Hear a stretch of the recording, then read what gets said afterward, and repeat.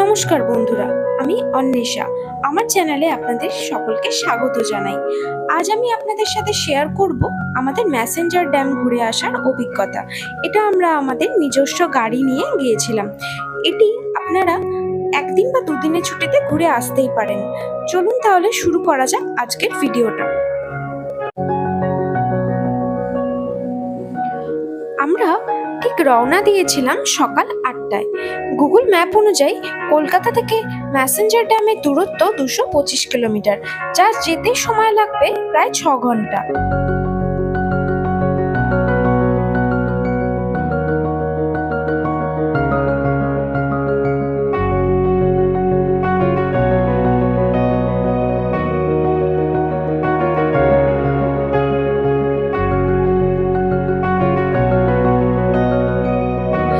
এরপর খালি আমরা মাঝখানে ব্রেকফাস্টের জন্য দাঁড়িয়েছিলাম। ব্রেকফাস্টে ছিল ইডলি, যা খেতে খুবই সুস্বাদু ছিল।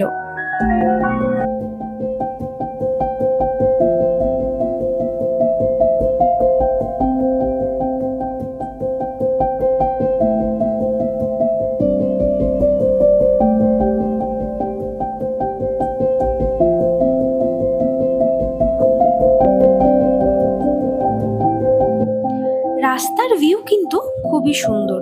চারপাশে প্রচুর সবুজ ক্ষেত পেরিয়ে আমরা চলতে থাকলাম। তবে হঠাৎই মাঝে বৃষ্টি শুরু হয়ে গেল। ভাবলাম আজকের দিনটা বোধহয় পুরো মাটি হয়ে যাবে, কিন্তু না, একটু পরেই আবার পরিষ্কার আকাশ আমরা দেখতে পেলাম।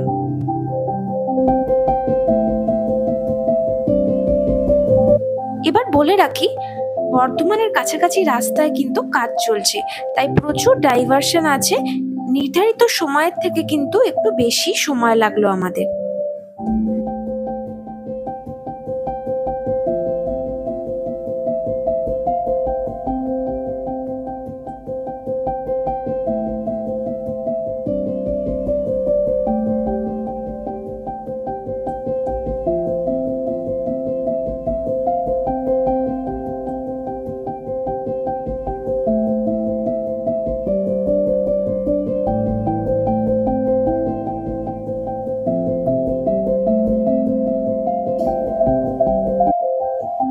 আর এখন আমরা পৌঁছলাম বাঙালিদের এক আবেগের স্থান বোলপুর শান্তিনিকেতনে। আপনাদের হাতে যদি বেশি দিন সময় থাকে, তাহলে কিন্তু এই ট্যুরে আপনারা শান্তিনিকেতনও অ্যাড করে নিতে পারেন।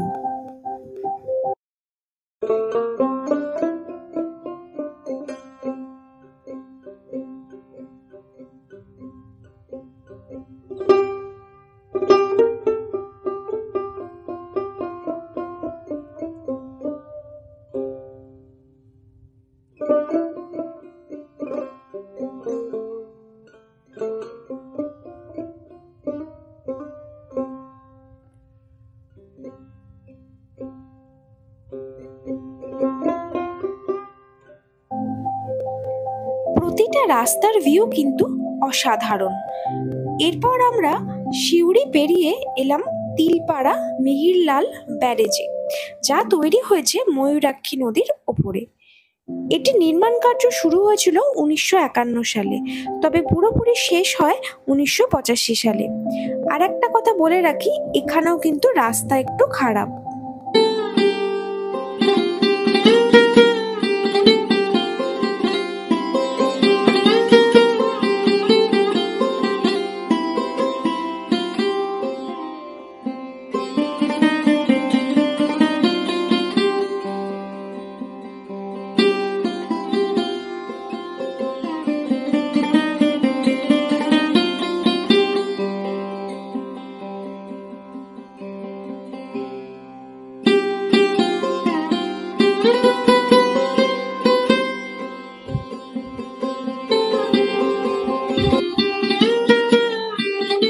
এই এত সুন্দর নির্জন রাস্তায় আমরা না দাঁড়িয়ে আর থাকতে পারলাম না, তাই কিছু ফটো তোলার জন্য আমরা এখানে কিছুক্ষণ দাঁড়িয়েছি।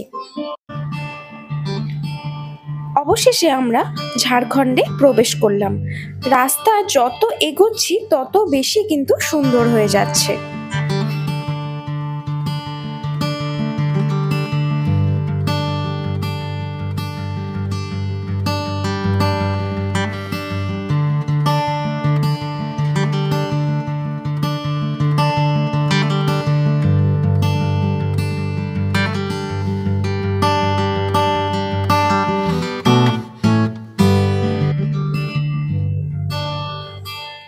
ম্যাসেঞ্জর ড্যামটি অবস্থিত ঝাড়খণ্ডের উপরাজধানী ডুমকা জেলাতে। ম্যাসেঞ্জর ড্যামটি তৈরি হয়েছিল 1955 সালে ময়ূরাক্ষী নদীর উপরে।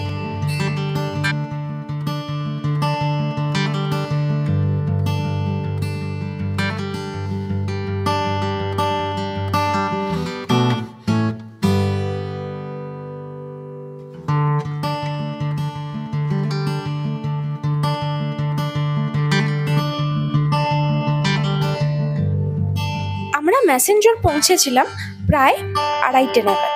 প্রচণ্ড খিদে পেয়ে যাওয়ায় আমরা আগে ঠিক করে নিই যে লাঞ্চ করব, তারপরে আশেপাশে ঘুরে দেখব।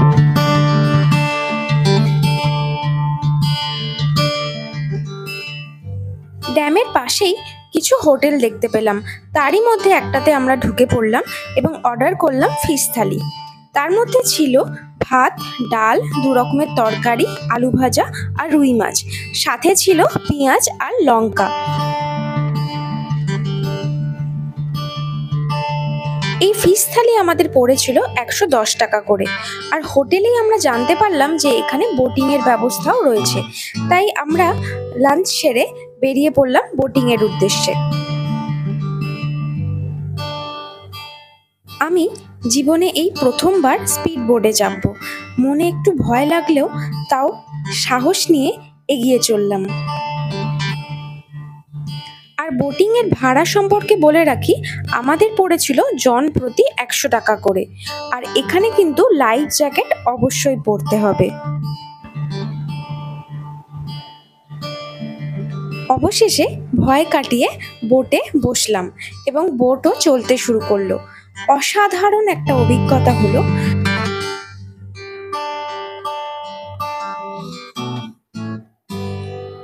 সাথে ওয়েদারও খুব মনোরম ছিল।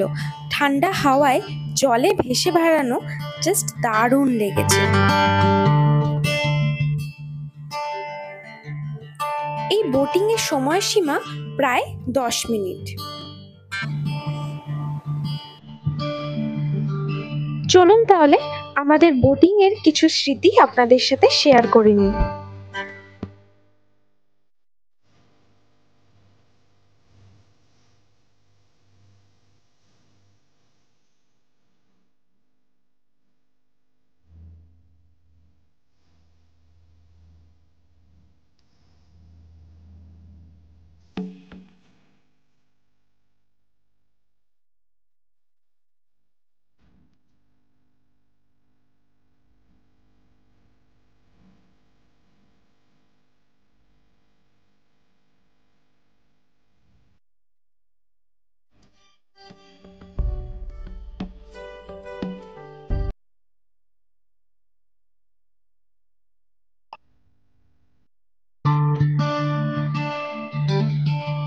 এই অসাধারণ অভিজ্ঞতার কিছু ছবি আপনাদের সাথে শেয়ার করে নিলাম।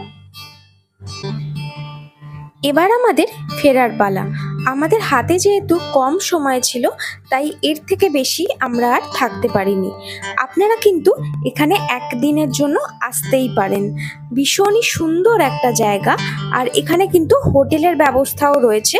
আমি ডেসক্রিপশন বক্সে কিছু হোটেলের কন্ট্যাক্ট ডিটেলস দেওয়ার চেষ্টা করব।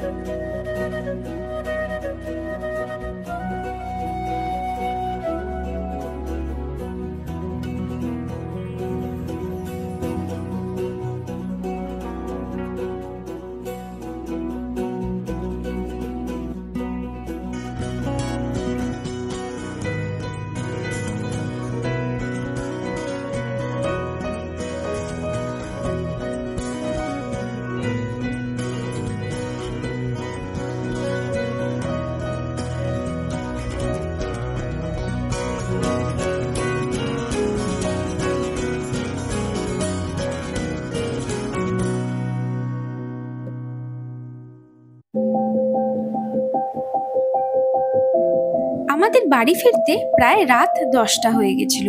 রাস্তায় মাঝে প্রচুর জ্যামও পেয়েছিলাম। আমাদের আজকের ভিডিওটি আপনাদের ভালো লেগে থাকলে অবশ্যই লাইক এবং কমেন্ট করবেন আর শেয়ার করবেন নিজের প্রিয়জনদের সাথে।